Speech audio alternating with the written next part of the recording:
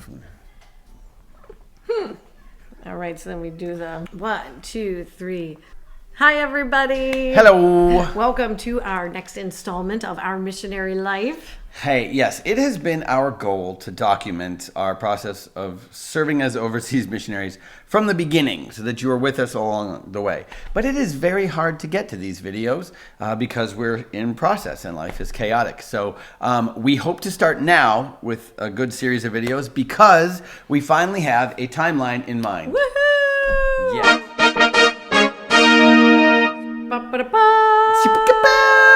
So, Lord willing, we have set a departure date for September 5th of this year. Lord willing and the creek don't rise. Cambodia 2022. So, a little recap for us. The last few years to us have seemed like a very, very long waiting process. Waiting for God's direction, waiting for doors to open up overseas. At this point, I've been out of residency about 3.5 years, and for a good 2.5 of that, it was really just a waiting process, a level playing field. We weren't feeling any particular direction to move one way or another, to do this or not do this. And it also seemed like no doors were opening, but that did start to change about 1 year ago. Yeah, so when we did our very first Our Missionary Life video last March, that 47-minute video that kind of was the whole lead up, like our whole life up to that point and all the leaps of faith, that was because we just became aware that God was shifting our focus from the present day of just family life and job and everything, shifting it to, okay, now begin to set your sights overseas. Again, we didn't have a destination in mind. We just knew, okay, and we announced, you can watch it in the video, we had no clue. We just like, oh, it's time. We're supposed to start focusing overseas. So that's what we need. Yes, so, and it was probably a month after that we did finally feel like such an exciting move of direction where we felt the Lord was calling us to Cambodia. And kind of that in itself has its own little story. Yeah, it was funny because, again, we were like, well, it's a big, wide world. There's a ton of countries. Lord, where do you want us to go? And we had lived in Kenya for a month when she was doing medical missionary work. And so we reached out to our contacts in Kenya. And I had a lot of contacts from India. So I reached out to them as well. We thought, okay, there's need in India. And then, as we've said before, Jacelyn received her call to be a doctor while we were visiting Cambodia. So we thought, well, we'll throw that in the mix too, because wouldn't that be full circle? And so we reached out to everybody, and it was funny, over a very short amount of time, it just seemed like all of our Kenyan contacts were like, nope, and that door shut. And then all of our contacts from India were like, definitely not, and that door shut. And then we had 0 contacts in Cambodia. Like, we didn't have anybody to reach out to, but it just seemed like that door stayed open. In fact, we did end up, well, you can tell that, yeah. Yeah, so when we then started focusing more on Cambodia, we came across a few kind of like friend of a friend contacts that we did reach out, and some people we just never heard from, and one person was a little discouraging, like, I don't really know. So even then, we still didn't have like a lead, or, so exactly how are we going to work there? But about 6 months after we felt the call to Cambodia, we finally made contact with a missionary priest who is currently serving there in Cambodia, and he has just wholeheartedly jumped on board. It's been a great encouragement, been answering a ton of questions for us and really helping us take the next few steps. Yeah, it was just shout out to Jenny Boren from the Diocese. Because the story of how we found out about him and got in contact with him is weird. It's crazy. It's another God thing, because I just got a text from Jenny one day that just said, hey, might this be a contact? And she had been watching the biography or a documentary about Blessed Carlo Acutis.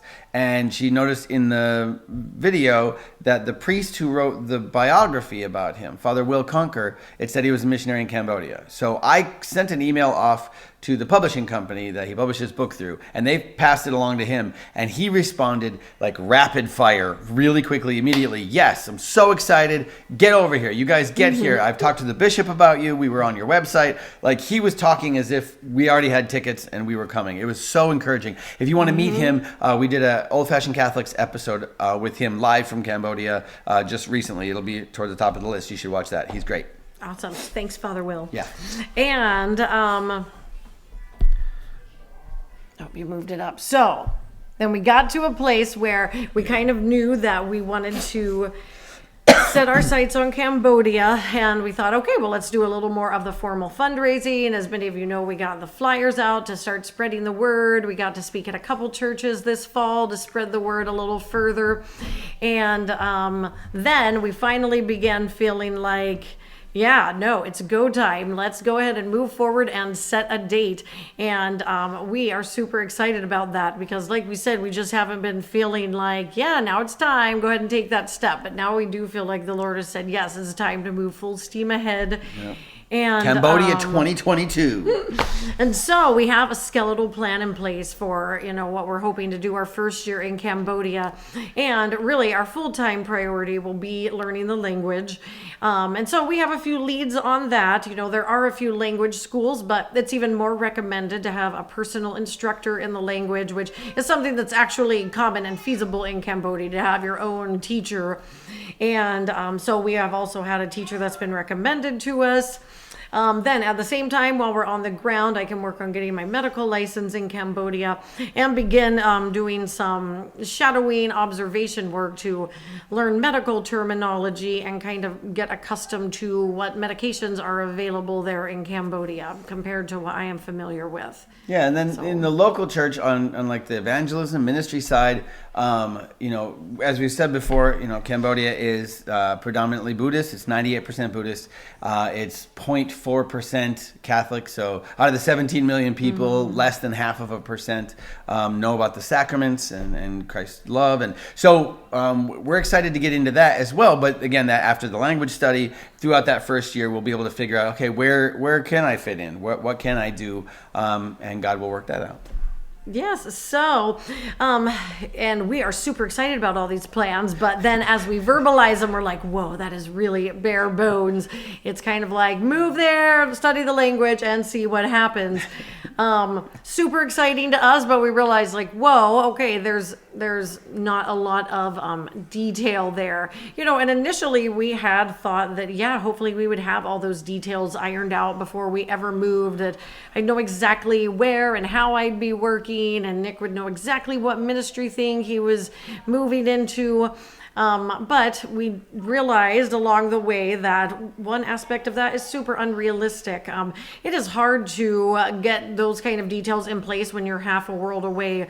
We'll learn the language better when we're there. I'll be able to get my medical license more efficiently and promptly when I'm in country. That's where I'll get to see on the ground what the medical world is like and where I could best fit in. Same with ministry things. So while one part of us would all like to have things a little more ironed out and kind of know all those next steps perfectly in order, that's not where we're at. No, and then even on the deeper level, like the spiritual level, God seems to be always doing that with us anyway, not just us, but with humans. Like just saying, like, here's the next step I want you to take. I want you to take this jump. And no, I'm not going to tell you how I'm going to work it out. I'm going to work everything out. And as we found in our past, if you've tuned in with us at all, like every step of the way, it's been miracle after miracle. But we first just had to say, yeah, okay. We had to pick up our feet and say yes. And so this is just another example of that. We would love, especially right now, we're in the fundraising stage. We do not have the funds raised to go and to survive, to live there. And long term. So for us, it would be really nice to be able to say, listen, if you give to Freely Give and if you donate to us and support us monthly, these are all the things we are going to do. But God is not letting that happen right now. And again, it's encouraging for us to have you along with us, but also we hope it encourages you so that you can see right now is that we don't know. But then when you see how God does work it out, hopefully that can encourage you in your walk with him as well, to do the same thing, to take big steps like that, not knowing how he's going to work it out, but trusting that he is real and that he will work it out. Mm-hmm. Yeah. And so a few other fun things, we're definitely bringing all the kids with us. Everyone likes to ask about the kids. She's making us take all of them with us. And we'll be doing homeschooling with them. We're also going to get them language tutors to help them be more comfortable with their new surroundings.